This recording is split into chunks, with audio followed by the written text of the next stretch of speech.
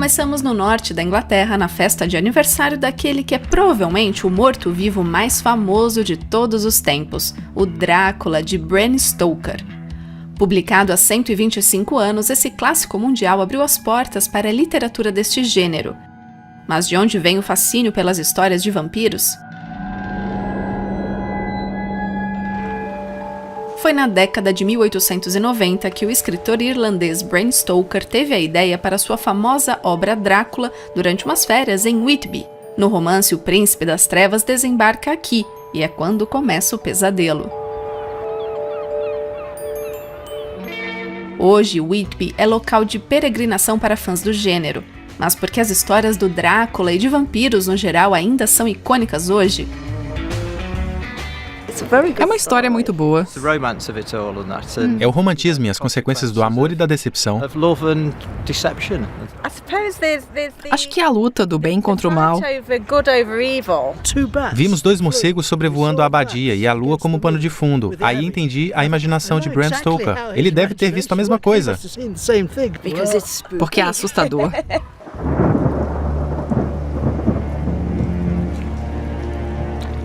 There was a bright full moon, with heavy black driving clouds, which threw the whole scene into a fleeting diorama of light and shade. O romance Drácula de Bram Stoker foi publicado em maio de 1897. Na época se dizia que era baseado em uma história real. Que é o segundo motivo para o sucesso contínuo do gênero, a mistura entre realidade e ficção. A professora de literatura Catherine Wynne estudou os elementos que inspiraram o autor irlandês. Ele fez pesquisas na biblioteca de Whitby e foi lá que descobriu o nome Drácula. Então ele muda o nome do personagem de Conde Vampire, que realmente nunca teria funcionado porque é muito melodramático, para Conde Drácula. Bram Stoker consultou textos sobre Vlad Dracul ou Vlad o Empalador, um governante do então Principado da Valáquia no século XV e herói nacional romeno. Ele não era exatamente um vampiro, mas tinha a reputação de ser extremamente cruel, sobretudo por empalar prisioneiros. Alguns historiadores afirmam que tais fatos podem ser exageros ou até mesmo inventados.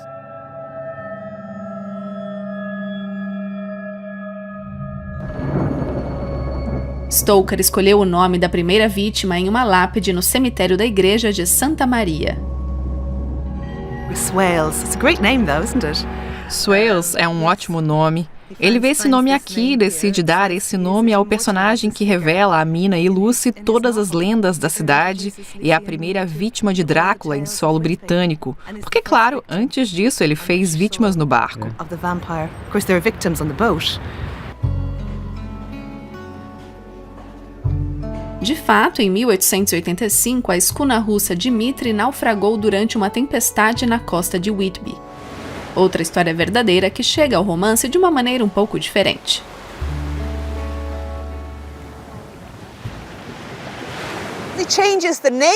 Ele apenas muda o nome do barco de Dmitri para Deméter. A única coisa que sai do barco viva é um cachorro preto, um animal enorme, que é o Drácula.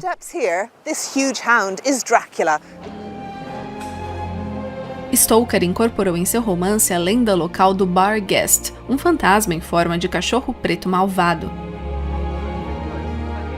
But, strangest of all, the very instant the shore was touched, an immense dog sprang upon the deck from below, as if shot up by the concussion, and running forward, jumped from the bow onto the sand. Mas histórias sobre vampiros já existiam antes do Drácula. No século XVII, principalmente no sul e leste da Europa, muitas pessoas acreditavam na existência de sugadores de sangue. Na época, o Papa Bento XIV chegou a declarar que os vampiros seriam invenções falaciosas da imaginação humana. No início do século XVIII, vampiros começaram a protagonizar romances na Europa Ocidental, como O Vampiro, de John Polidori, atribuído inicialmente ao poeta britânico Lord Byron. Segundo Clare, Bram Stoker se inspirou nesses escritos anteriores. Há tantos romances de vampiros. O de Polidori é anterior ao romance de Stoker. E também temos a obra Carmilla, de Sheridan Le Fanu. Tem vários exemplos. Carmilla é realmente interessante porque é uma vampira lésbica, mesmo que isso tenha sido descrito de forma bastante codificada para a época. E se conecta com a frequente temática queer, que se tende a encontrar em textos góticos. As histórias góticas lidam com o subconsciente e, portanto, com tabus.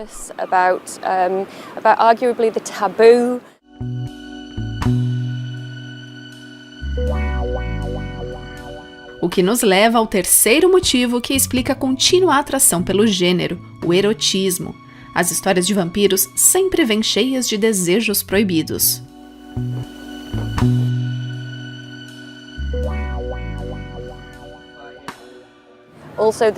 As descrições são muito erotizadas. Há muitas referências a sangue, lábios gotejando sangue sobre o vestido branco. Então há essas alusões à inocência, virgindade e todas essas convenções da época vitoriana. In kind of discourse in Victorian society.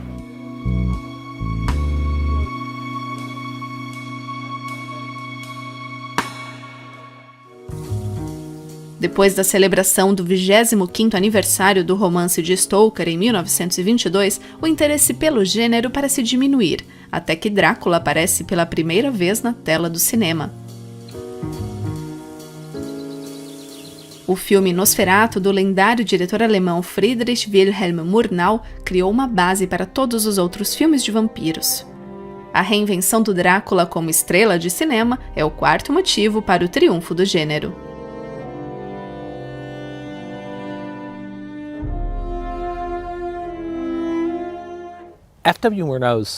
O Nosferatu de Murnau foi o primeiro filme de vampiro e serviu de modelo para muitos dos outros filmes que seguiram, mesmo que o vampiro de Nosferatu seja bem diferente. O Conde Orlok é muito diferente dos Dráculas posteriores, mas vários elementos narrativos permanecem, como o fato de a luz do sol ser mortal para um vampiro.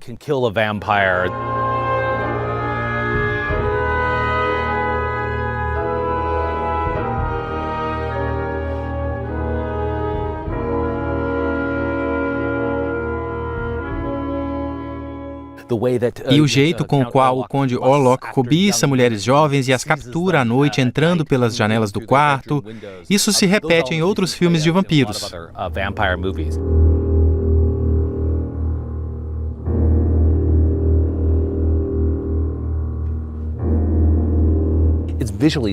Esse estilo expressionista alemão é visualmente bem impactante. Contrastes extremamente nítidos, jogo de luz e sombra, e tudo isso num filme mudo, no qual os elementos visuais têm um papel muito importante.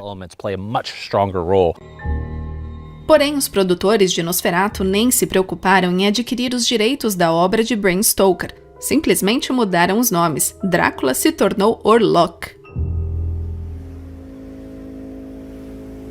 A viúva de Stoker processou os produtores do filme e venceu. Em 1925, um tribunal ordenou a destruição de todas as cópias. Por sorte, sobraram algumas para contar a história. A primeira versão americana para o cinema chega às telas em 1931. O imigrante húngaro Bela Lugosi interpreta o Drácula nessa adaptação cinematográfica autorizada. A interpretação dele pode parecer inexpressiva para os dias de hoje, mas na década de 1930, seu jeito mecânico e sinistro aterrorizava o público. I am Dracula. O ator Bela Lugosi deu ao Drácula uma sofisticação do leste europeu. Ele conseguia falar frases longas e complicadas de uma maneira linda, com aquele sotaque húngaro incrivelmente charmoso. Eu sou o Conde Drácula e quero sugar seu sangue. Não era mais apenas um monstro que queria matar mulheres inocentes. Era um aristocrata sofisticado, mas que também queria matar moças inocentes. Essa imagem do Drácula se tornou um modelo para todos os vampiros posteriores. Nas décadas de 1940 e 1950, a febre Drácula deu uma acalmada, até que no início dos anos 60, outro filme obtém a licença para a adaptação, e o ator britânico Christopher Lee entra em cena interpretando o sinistro conde pela primeira vez. Tanto a publicidade quanto a performance de Lee transbordam sensualidade. This is the story of Dracula, a creature who destroys all whom he touches. Christopher Lee trouxe um sex appeal para o personagem de Drácula. Deu a ele toda uma tensão erótica. Todas aquelas mulheres com os seios trêmulos que desmaiam enquanto ele suga o sangue delas. Esse tipo de energia sexual começa a ser introduzida nos filmes de vampiros.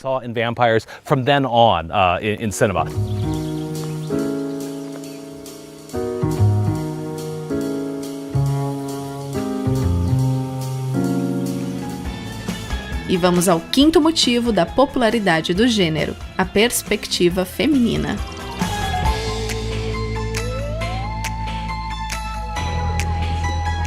O livro Entrevista com o Vampiro, de Anne Rice, apresenta os vampiros como sugadores de sangue implacáveis, sempre em busca de novas vítimas. Mas alguns deles desenvolvem uma espécie de consciência e sofrem com tais impulsos. Anne Rice escreveu esse livro após a morte da filha ainda criança. Essa foi a maneira dela de lidar com a perda. Acredito que ela tenha escolhido esse tema porque vampiros são imortais. É um de seus maiores apelos. O romance de Anne Rice tem muitos fãs na comunidade LGBTQIA+. Ela dá vida a esta família de 2 vampiros homens com uma filha vampira. Ela descreveu a família gay, algo radical para a década de 70, e que depois foi filmado na década de 90. Na saga Crepúsculo, de Stephenie Meyer, e nos filmes baseados nela, os vampiros são jovens e bonitos. Meyer escreve com um claro viés religioso. Ela escreve dentro do contexto mórmon e passa uma mensagem contra o sexo antes do casamento. Se a mulher cede, não resiste e acaba sendo vítima do vampiro Edward Cullen, então ela se torna uma vampira também. E não é a aparência dela que o fascina, e sim o odor. A reação de Edward quando vê Bella pela primeira vez a faz pensar que o desodorante dela estava vencido. A sexta razão para o sucesso dos vampiros é a conexão com o ocultismo e a arte obscura. Nosferatu foi coproduzido pelo designer gráfico Albin Grau, um devoto do ocultismo e membro vitalício da Fraternidade de Saturno sob o nome de Mestre Pacitius. Albin Grau foi responsável pelo design visual do filme e introduziu símbolos alquímicos em uma das cenas principais.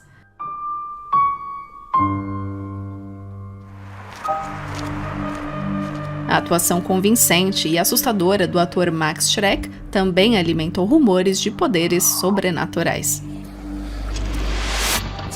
Alguns dizem que ele era um vampiro que não pode estar enterrado aqui porque é imortal. Veja o nome, Max Schreck. É um nome inventado, Max Susto. Sério, não pode ser um ator de verdade. Afinal, vampiros existem? De volta a Whitby, alguns fãs do Drácula só aceitam nos encontrar durante a noite. Meu nome é Condessa Drácula. E eu sou o Conde. Meu nome é Gary, mas sou conhecido como Lúcifer, Lúcifer Drácula. Acreditamos que vampiros existem. Não ficamos sentados bebendo sangue o dia todo. Existem outras maneiras de satisfazer as nossas necessidades. Não temos nada de diferente. Há muitos vampiros em Whitby.